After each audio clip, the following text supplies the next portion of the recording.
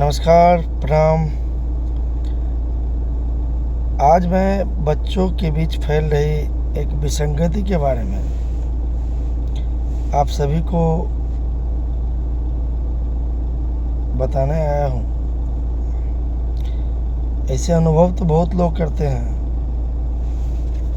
पर मेरा मानना है जो अनुभव कर रहे हैं, अगर वो गलत है तो यह सभी लोगों तक जाना चाहिए ताकि इस पे रोक लगाया जा सके। आप सभी जानते हैं कि जब तक बच्चे प्राइमरी एजुकेशन में रहते हैं तब तक बच्चों पर माँ बाप का कंट्रोल होता है, पर बच्चे धीरे धीरे बड़े होते जाते हैं और वह class 6, class 7, class 8, class 9, class 10 में पहुंच जाते हैं। और जब बच्चे सीनियर क्लास में जाते हैं तो हमने ऐसा अनुभव किया है जो उसे बार बार मोटिवेट करने के बावजूद वह कुछ न कुछ गलतियां कर ही बैठते हैं, जिस गलती के कारण वह सफल नहीं हो पाता है या लेट से उसे सफलता मिलती है। उसमें सबसे बड़ा जो गलती है वह डिस्ट्रैक्शन। हमेशा हमने इस बात पे जोर देकर कहा है, जो आजकल बच्चों में एक अजीब सी बीमारी सी फैल गई है। कुछ साइंटिफिक रीजन भी है, लेकिन अगर टीचर्स, माता पिता सभी अगर मिल कर के प्रयास करें तो ये चीज़ से बचा जा सकता है। मैं जैसा अनुभव कर रहा हूँ, जो बहुत सारे ऐसे बच्चे हैं जब 9th 10th में जाते हैं तो उसमें एक परिवर्तन सा दिखता है, जैसे कि लड़कियों में बेवजह शर्माना, लड़कों में बार बार अपने आप को प्रोजेक्ट करना या क्लास में शो ऑफ करने का प्रयास करना ताकि गर्ल्स उस पर नोटिस करें।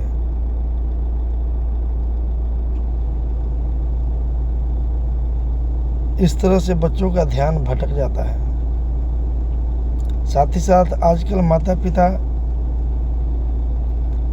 अपने बच्चों को स्कूल भेजते हैं तो स्कूल में तो स्कूल प्रबंधन जिम्मेदार होता है, लेकिन बहुत सारे बच्चे हैं जो कोचिंग जाते हैं अपने वाहन का इस्तेमाल करके, साइकिल से।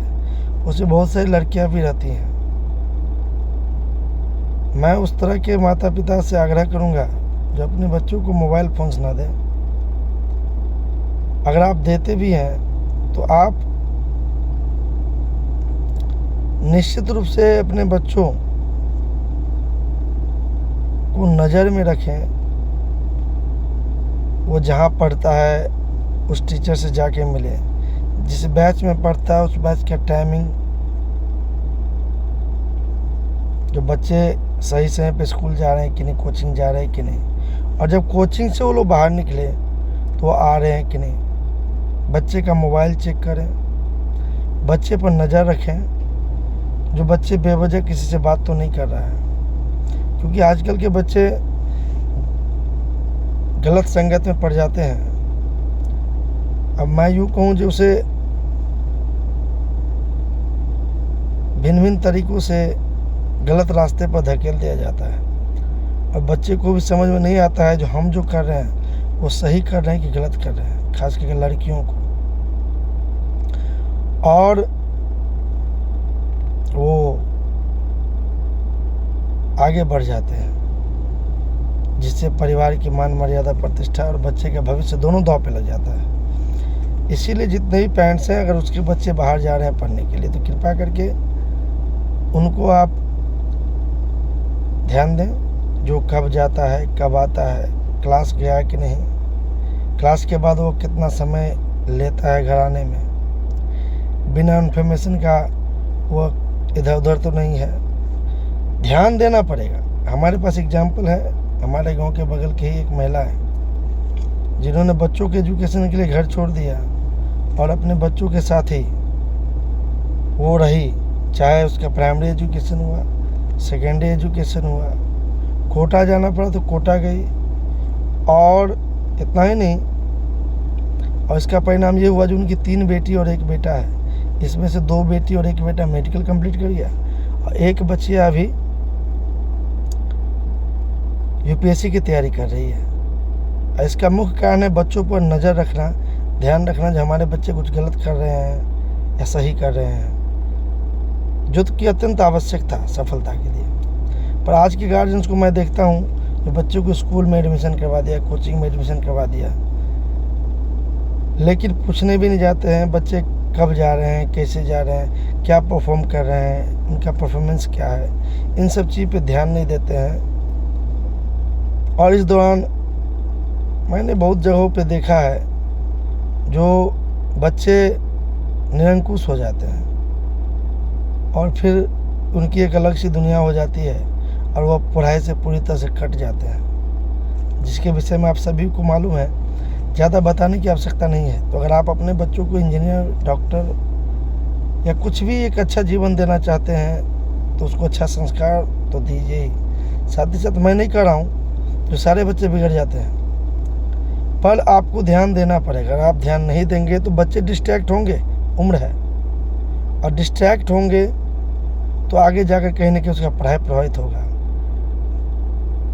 और मान मर्यादा, प्रतिष्ठा भी इससे जाता है, क्योंकि जब आपको मालूम चलेगा तब बहुत देर हो चुकी होती है और बच्चे कुछ गलत कदम उठा लिए होते हैं। इसीलिए बेटी है चाहे बेटा है, आप उसको वैसी जगह डालें जहाँ पे प्रॉपर गाइडेंस हो, या अगर आप उसे कोचिंग्स में डाले हुए हैं तो भी आप प्रॉपर गाइडेंस रखें। उसके स्कूल या कोचिंग जाने का टाइमिंग, आने का टाइमिंग, कितना समय लगता है जाने आने में। अगर आपने उसे मोबाइल दिया हुआ है तो मोबाइल भी चेक करें। अगर आप देख रहे हैं बच्चे अकेले अकेले रहने लगे रूम में या कोई साइड में, चाहे बेटा हो चाहे बेटी हो, इसका ये मतलब मत समझिएगा जो साइड में अकेले पढ़ रहा है, नहीं, मतलब कुछ और भी हो सकता है। आखिर वो हमेशा अकेले अकेले क्यों रहता है? अगर बच्चे रूम लगा के पढ़ रहे हो तो भी आपको ध्यान देने की आवश्यकता है जो पढ़ ही रहा है या किसी से बात कर रहा है, अर्थात उसकी एक्टिविटी को भी ज्ञान करना बहुत आवश्यक है। तो ये सारे के सारे जो ज़रूरी बातें हैं वो पेरेंट्स के लिए है। प्लीज़ इन सब चीज़ पे ध्यान देना पड़ेगा। आपके बच्चे आपके भविष्य हैं, उसे संवारने के लिए केवल आप पैसे दे देंगे या स्कूल में एडमिशन करवा देंगे या कोचिंग में एडमिशन करवा देंगे वो पर्याप्त नहीं है। आपको समय भी देना पड़ेगा, उस पर ध्यान देना पड़ेगा तब तक जब तक कि वो मैच्योर नहीं हो जाता है। और एक और महत्वपूर्ण, जो बहुत ही अधिक महत्वपूर्ण बात है, जो आप मोबाइल तो दे ही रहे हैं, हो सके तो मत दें, अगर देते भी हैं तो निगरानी में रखें। इसके अलावा आप लोग बच्चों को पैसे भी बहुत देते हैं, बच्चों पैसे का क्या करेगा? अगर आपको देना ही है तो उसको फूड आइटम जो स्वास्थ्य के लिए लाभदायक चीज़ें वो दें, उसके नीड का ख्याल रखें, उसके हाथ में पॉकेट मनी के रूप में उलूल जुलूल पैसे मत दें, क्योंकि आपको नहीं मालूम होता है जो बच्चे क्या क्या प्रयोग करते हैं। पैसे हाथ में हो तो इसका मिसयूज ज़्यादा होता है। अब बच्चा अमृत पी रहा है कि जहर खा रहा है, आप देख तो नहीं रहे हैं, क्योंकि बच्चा जब घर से बाहर निकलता है तो उसको चारों ओर की दुनिया में बहुत सारी चीज़ें दिखती है, बहुत सारी दुकानें हैं, अलग अलग तरह की चीज़ बिकते हैं, उसमें गुटखा है, भांग है, सिगरेट है। आपने बच्चों को पैसे दिए हाथ में, भले ही वो बच्चा ये सब चीज़ का सेवन नहीं कर रहा है, पर उत्सुकता बसी अगर कभी उसका मन करेगा जो आखिर ये चीज़ होता क्या है, और इस तरह से अगर वो इसका इस्तेमाल करने लगे और धीरे धीरे अगर उसका आदी हो जाए तो बच्चे का जीवन संकट में पड़ जाएगा और आपका भविष्य।